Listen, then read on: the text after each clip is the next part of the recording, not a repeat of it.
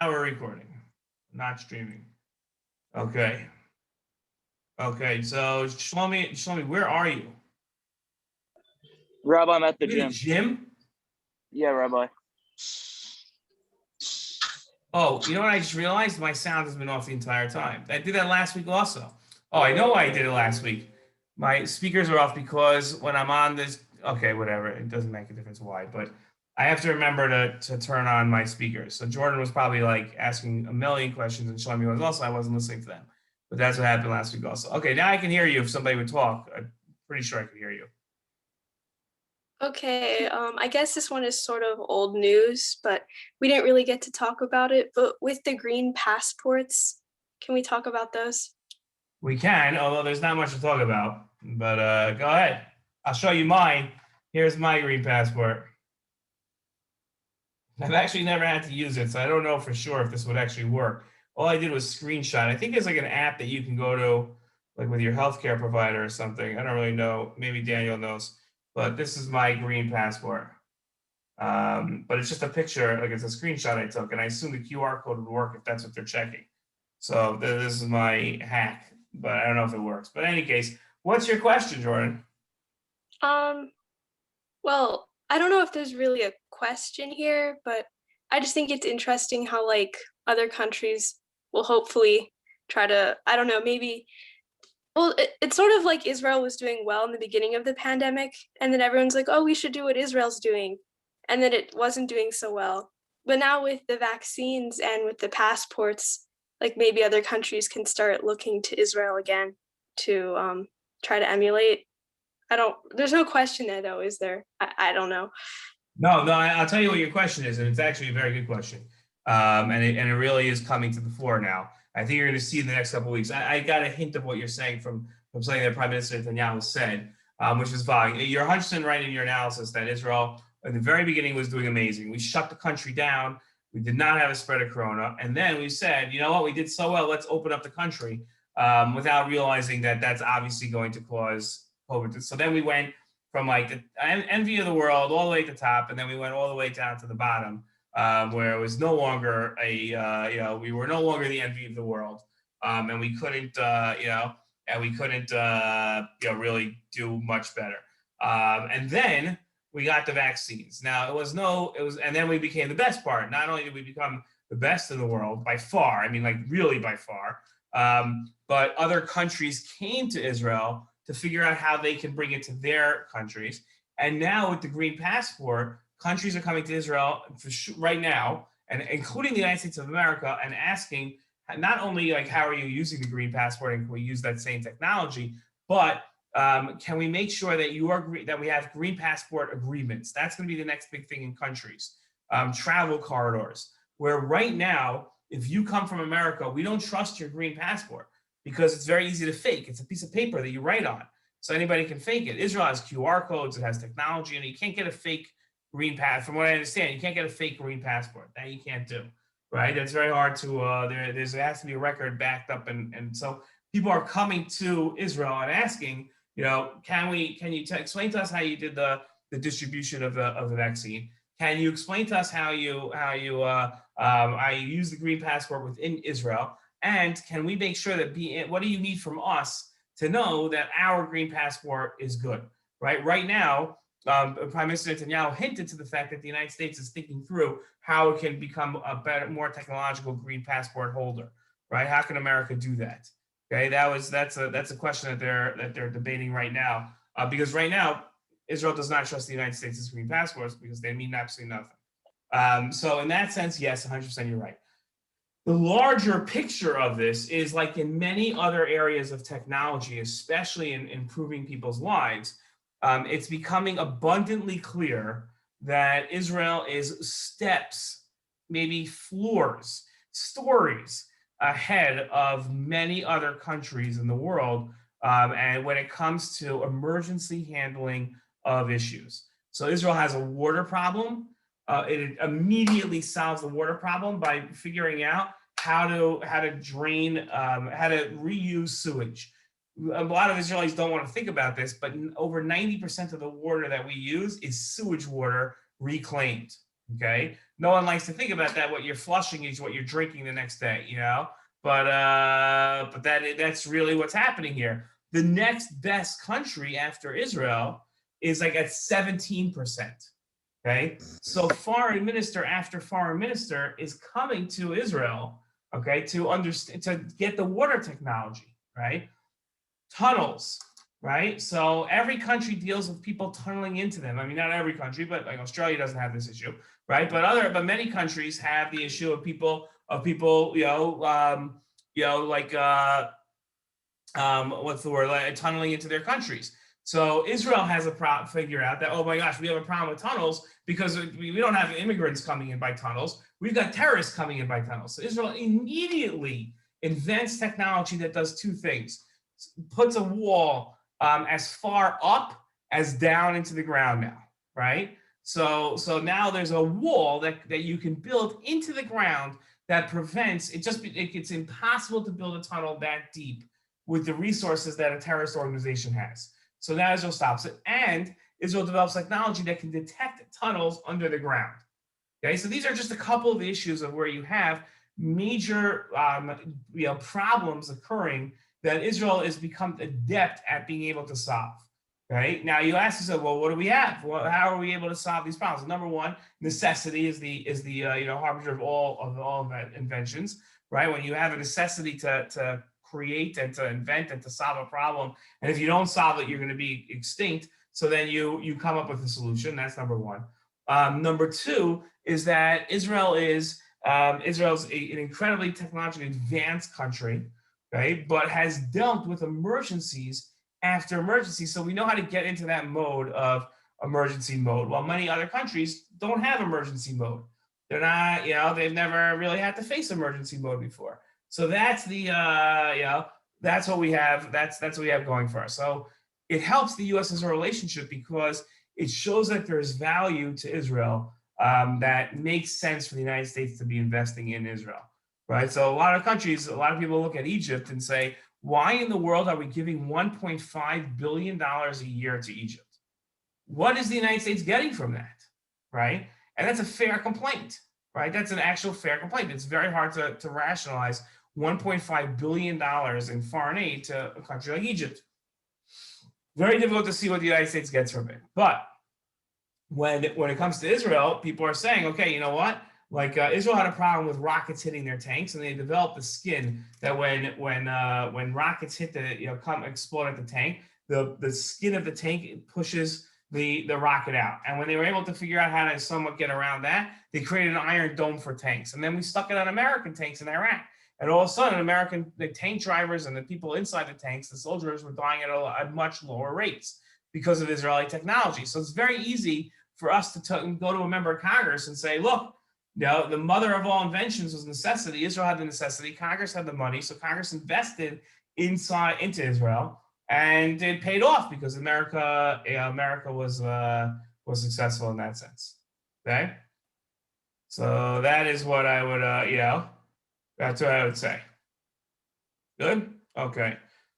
Any other questions? So it does relate to you said you didn't have much of a question, but I was able to speak about it for 10 minutes, so that must have been somewhat of a question. Okay. Yaakov or Jordan or somebody, do you have another question? Any questions? So is Israel taking care of vaccines for Palestinian governed territories now? I mean, is that a thing now? No, Okay. I don't think that will ever be a thing. At least as an Israeli, I hope not. I hope that Israel never gives vaccines to them, because I think let me explain why, because that sounds like an incredibly harsh and cruel statement to make, right? I hope we never give vaccines to the Palestinians in their territories. The reason is because the Palestinians can get their own vaccines. And why don't they? Because they want to spend their money on something else. Now, what is it that they want to spend their money on? Right? They want to spend their money on paying terrorists to kill Jews. Okay, so they're spending $350 million a year on that, and then claim poverty on a number of different issues, one of them being vaccines and not having the ability to give out vaccines. Well, guess what? If you had not budgeted for terrorism, then you wouldn't have the ability to pay for vaccines, right? You've been able to pay for them. You'd be able to have vaccines. So Don't come to us crying that you can't do it, right? And now what happens if we go ahead and out of my tax, tax shkalim, I start paying for vaccines for Palestinians? Where's that? Where's the freed up money go, right? So that goes to killing me. It's a crazy thing, right? It's a crazy thing. I'm going to be freeing up cash for them to have in their budget so that they can spend money on incentivizing people to attack me. That would be nuts, right? So on the one hand, if the Palestinians genuinely had a real human suffering problem, right, and they really couldn't afford vaccines, and Palestinians were dying of COVID, and the Palestinian Authority had no way of solving it, then yes, of course, on a humanitarian level, I would definitely want to give them vaccines. But what I'm doing by giving them vaccines is enabling them to have the funds to attack me. How could I possibly do that? Let the Palestinians say, okay, we're going to change our philosophy and we're going to pay. Okay, why does it look like all of a sudden we changed our ways and we're starting vaccinating Palestinians? For a very simple reason. We've essentially vaccinated just about all of our population that, number one, can be vaccinated, and number two, want to be vaccinated. We have a couple crazies who don't want to be vaccinated. Okay, I can introduce them to you because they live in my neighborhood. Okay, so many of them, which is why, whatever, we're not getting there. Okay, so you see most of the country is vaccinated. Now we have extra vaccines. We have a lot of extra vaccines, and we have Palestinians that are coming into Israel every day to work. We give 120,000 Palestinians permits to cross the border from Palestinian-controlled areas into Israel proper. Okay, and now if they have COVID, and our children aren't vaccinated because we haven't started to vaccinate children yet.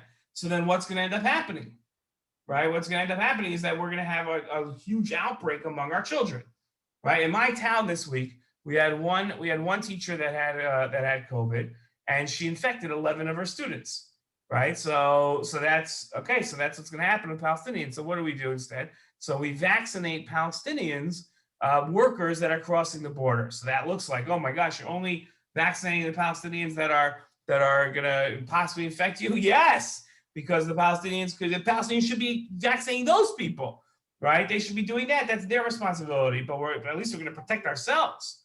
That's the idea. Okay. Okay. Any other questions? Yeah, Rabbi. Yeah. Are the Oslo Accords considered null and void?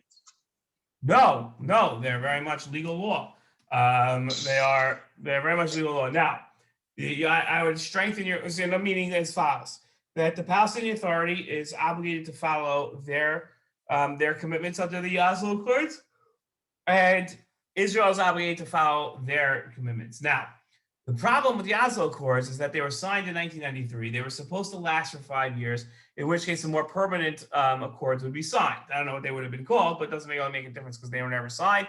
And it's been 25 years since that date, right? So it's so we don't have that. We don't have the Oslo Accords anymore. Okay, those are not there. But both sides, now that the clock ran out, agreed to keep it going. Right, we didn't just simply cancel the accords. We've kept the accords going. So since we kept the accords going, both sides are obligated to keep them. At the same time, it has become clear that both sides have broken the accords in a number of different areas. Right, that doesn't give license to break the accords whenever you want to. Right, because technically both sides have a complaint against the other, but the basic fact is that both sides have broken the accords in different places, but at the same time, both sides agree that they're also obligated in keeping the accords. Okay, but it's also clear that the Oslo Accords are complete and total failure because it's been 25 years and they've never been realized. So that's the long story short. Or in our cases, most of the time it's short story long. Okay. Okay. Anybody else? Next question. Rebecca, Hodaya, Yaakov, nothing. We got nothing from you guys.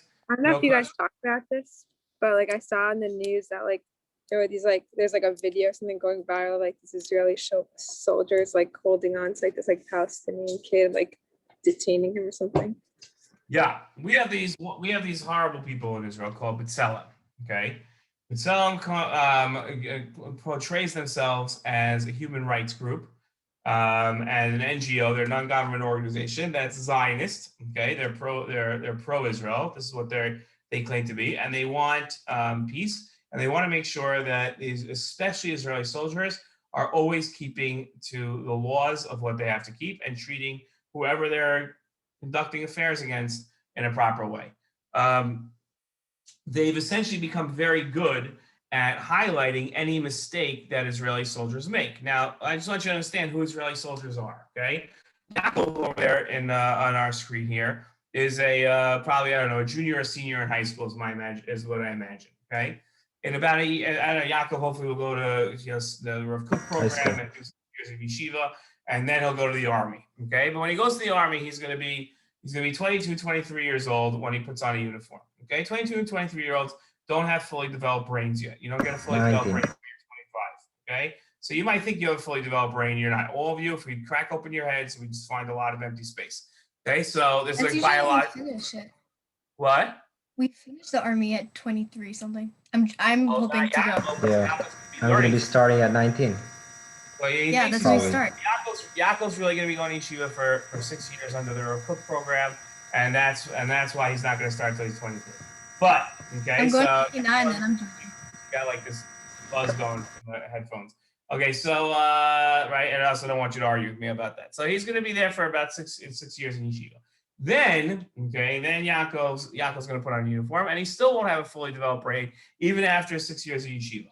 Okay, and Yaakov's going to be forced to stand on guard at a checkpoint for hours every single day. Okay, because Yaakov's not going to be a jobnik, but after being in yeshiva for 6 years, he's also not going to be in shape enough to get into Seyrat Mankal anymore. Okay, so that's what he's going to do. He's going to stand at a checkpoint for hours every single day, and he's going to be there. And every single day, Palestinians will walk by him and curse him out and curse his mother out. And every day, Yaakov's going to be very good about it, very good, you know.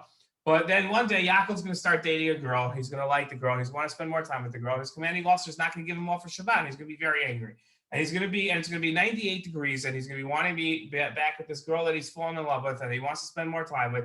And he wants to see his family. And he's going to be stuck at a checkpoint at 3 p.m. on a Shabbat afternoon and wondering, why in the world am I doing this? This is the craziest thing. And some Palestinian's going to come over to him and tell him how horrible of a person his mother is and all the horrible things that you see in all the movies that people say about your mothers. And he's going to snap and he's going to push the Palestinian away from him. That's what he's going to do. And what you're going to see from B'Tselem is going to be there with their cameras and they're going to capture that on tape. On Saturday night, Yaakov's going to be all over Twitter as the Israeli soldier who oppresses Palestinians, and this is how he treats them. Okay, because Yaakov is a kid, and every once in a while, people do things that they shouldn't do.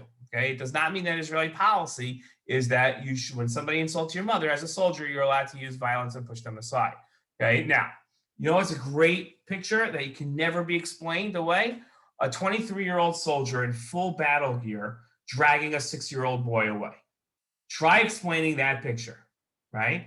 There is no way that 6-year-old posed any threat. And the only reason why soldiers or policemen should ever pose a threat, should ever arrest anybody is because they posed a threat, right? Now, take that same 6-year-old boy, right? Open up somebody in America's front door, put them in the front door, right? Have them sit there inside the front door and tell the kid that he can have whatever he wants, right? And tell him to take whatever he wants, and then have the homeowner come downstairs, and they'll be the first ones to call the police and have the police drag that 6-year-old outside in handcuffs, and they'll be very happy. Maybe they won't use the handcuffs. So what happened on this past Shabbat afternoon? We had soldiers, okay? We had Israeli soldiers who were on duty where they're doing what they're supposed to do, at a field, and Palestinian kids who are generally a lot of times sent by parents or by Palestinians who are looking to cause trouble, okay? And they went into somebody else's field, so a Jewish person's field, and started stealing stuff, okay? So what did the soldiers do? They arrested them, okay? Now, they didn't really arrest them. They didn't put them in handcuffs and read them their rights and everything else. They detained them. Detaining means they took them, right? And then didn't let go. They grabbed them by the arms. They put them in the police truck. They drove into the police station. They kept them there for 2 or 3 hours to find out who sent them and what the circumstances were. And then they released them into the custody of their parents, and they are not facing charges. 2 of them have to come back and answer more questions because there was something suspicious about them. Now, coincidentally, of all the fields in all of Israel where everybody could be, it happened to be that the 6 Palestinian little children boys happened to pick the field that the B'Tselem activists happened to be standing on at the exact same time on a Shabbat afternoon. What an amazing coincidence, because all the other 6-year-old boys that are robbing everybody were not doing it in front of B'Tselem cameras. So all of a sudden, it happened to be B'Tselem won the lottery and was able to aim their cameras at soldiers dragging boys away. And of course, B'Tselem, not wanting to waste the world's time by putting out a 3-minute clip that would have showed the context of what was happening, put out a 10 to 12-second video clip of the soldiers just dragging the boys a couple of feet and saying, "This is the occupation." Okay, so from 12 seconds, you're supposed to gather all of that. Now, anybody in Israel looks I at this. saw like the article, I screenshotted. It was like, this is just one example of how badly the Palestinians are treated under Israel occupation. Exactly. And what are you supposed to say? All you see is the 10 seconds, right? So it's like judging the entire The American. children are treated as dummies. Right, 100%. Right. So I'm saying, so you're looking at 10 seconds. Every Israeli with any sort of sense saw this on Saturday night and rolled their eyes and said, it's B'Tselem. Of course, they set this whole thing up. But even if they didn't set it up, even if it happened to be the greatest coincidence that ever existed, what happened? A couple of boys went into a field. No one disputes the facts, by the way. B'Tselem agrees to the facts. The Palestinians agrees to the facts. A couple of Palestinian boys went into a Jewish field and started stealing the things in the field. The dispute in the facts are whether or not they were stealing fruits, vegetables, or flowers. That's the only thing I've seen disputed. But everything else that's the only differences I've seen in the stories. The stories are all in agreement. And they say, but you should never be arresting children. It's only the horrible Israeli occupational forces that arrest children. Okay, but that's obviously not true, because if a child goes into a grocery store in America and they start stealing stuff, or somebody else's farm, they're going to get detained by the police, because you can't do that. You can't have children running around taking whatever they want from people. Okay, so that's what happened. But like I said, it gets blown out of proportion. Now, B'Tselem, this NGO happens to be earlier in the year. They came out as a pro-Israel group. Now, you have a problem. 25 years ago, these NGOs were very popular. Why?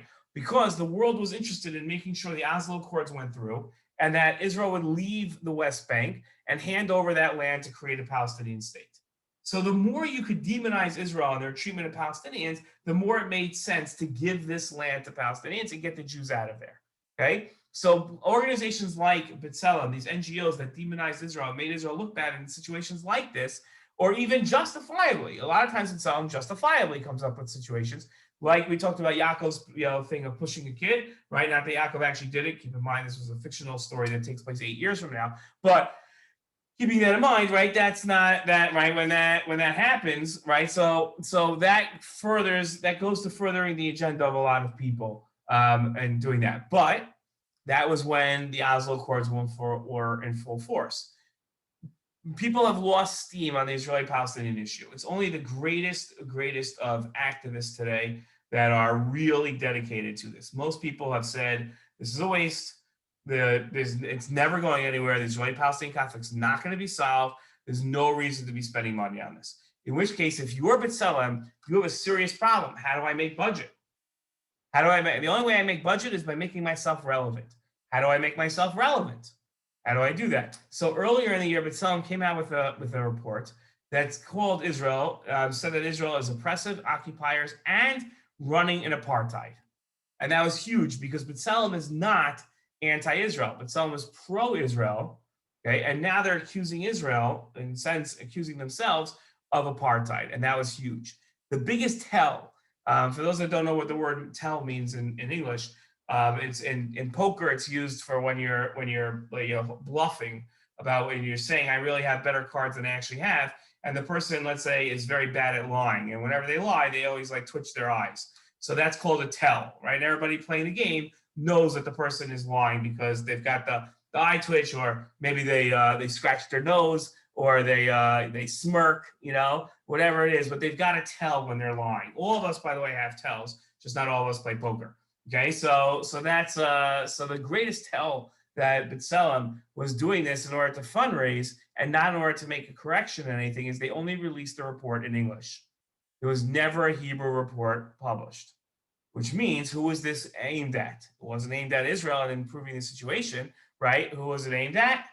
It was aimed at the outer world. It was aimed at their donor base. And they're trying to raise money off of this. And but the only way they can raise money is by making headlines. Release the report in Hebrew, you're not going to make any headlines because reporters aren't going to write about it. Release it in English, and you're going to have reporters from around the world with these crazy headlines that Israeli NGO comes out and calls itself an apartheid regime. Okay, essentially agreeing with all those that Israel has claimed are just trying to demonize them. Okay? Okay. Rebecca, I hope that answered your question and that you're still here with us. Okay. So that's what happened with the video. Okay. Okay. Any other questions? No. Okay, great. Okay, so let's talk about some of the things that I said. I said that were what's it called? That we want to cover. Where is NCSY? I'm just looking in the WhatsApp group here. I'm trying to find it.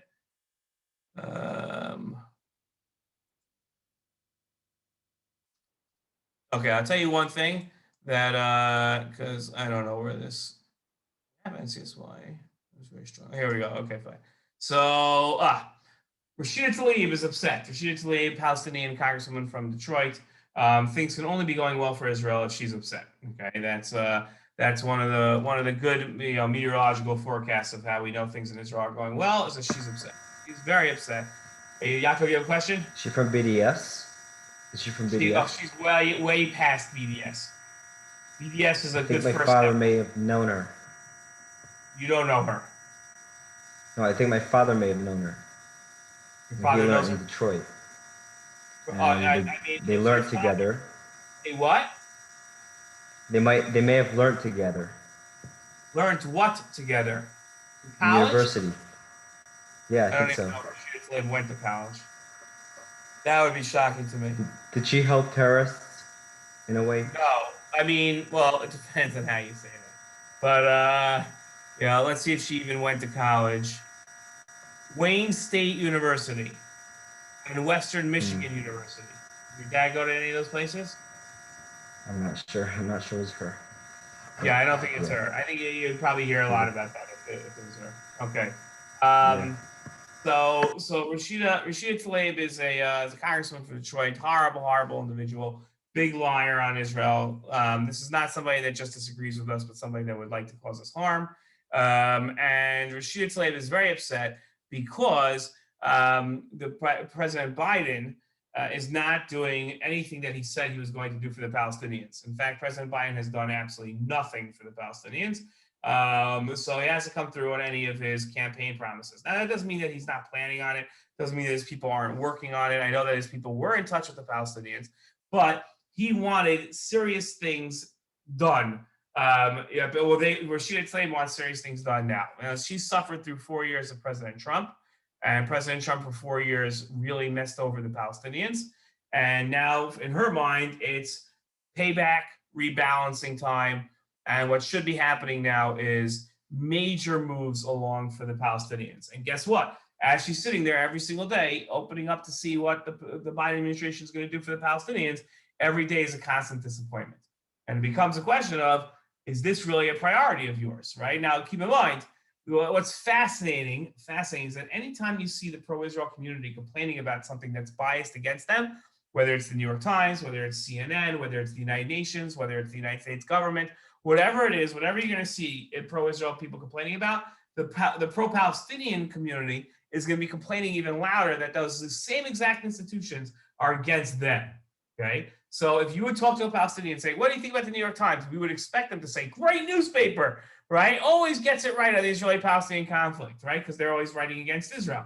What they're actually going to say is, they're horrible. They never get it right. They're always like sympathetic to Israel. And you're like, what?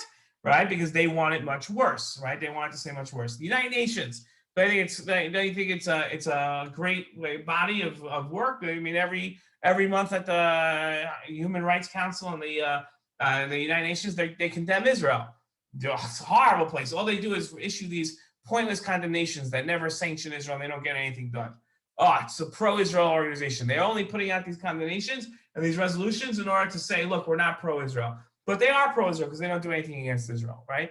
The United States government gives $3.8 billion to Israel in arms. That allows Israel to have the money freed up to make sure that it can oppress the Palestinians and build roads and settlements. And that's what they do with the money that the United States gives them. Okay? Totally different perspective on everything. Okay, that's the Palestinian perspective on those three institutions, and really anything that we complain about, they're going to say is even worse. So Rashida Tlaib wants things evened out with the Palestinians, and President Biden said that he's going to move a step away from the President Trump's moves on Israel and his approach to things.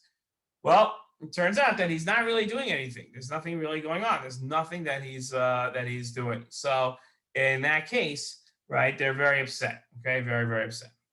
So that's the story. Oh, very important. Okay, totally forgot about this. Next week, okay, skipping this. Next, okay.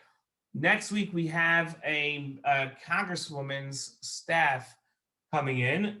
We have Lois Frankel is a congresswoman next to Boca, and she is going to be listening to us. All right, we're going to be lobbying her. So we want to get more people here, and we got more people speaking. So who would like to speak? You can say the exact same points you said last time. You don't have to prepare anything new. Like nothing's gotten better. Oh, I can. Okay. I just can't. It's my brother's bar mitzvah on Shabbos. I don't know if I can like prepare something, but I can like repeat what I said. That's all you have to do is repeat what you say. Guys, look, as long as they sure. Okay, Shlomi, you want to speak? Okay. Okay. Shlomi, we're gonna have you speak about, you have to prepare something, Shlomi. So you're taking homework because you didn't do it last time. Rebecca, what did you speak about last time? Iran. Iran, okay. And Hodaya, what did you speak about? The ICC. The ICC, okay, good. So there's two issues. Those have not been solved, and I doubt they're going to be solved by next week. And if they are, then don't worry, we'll be celebrating. We're not going to worry about what are we going to tell us. Okay, so Hodaya, you can speak next week? Yeah, I hope it goes better than last time. Last time was great. Okay, man. Jordan, what did you? Oh, wait, hold on a second. So what you got? Wait, Jordan, did you speak about something last time, or did you do introductions? I did introductions, but I might not be available on Monday. I'll have to check. Okay, let me know. So I'm not going to count on you right now. Okay, Shlomi, let's see. We got Iran. Shlomi, we're going to have you speak about the Palestinians and the Israelis and the Palestinians not negotiating for peace and pay for slay. Okay. Now's when you have to confirm or say no.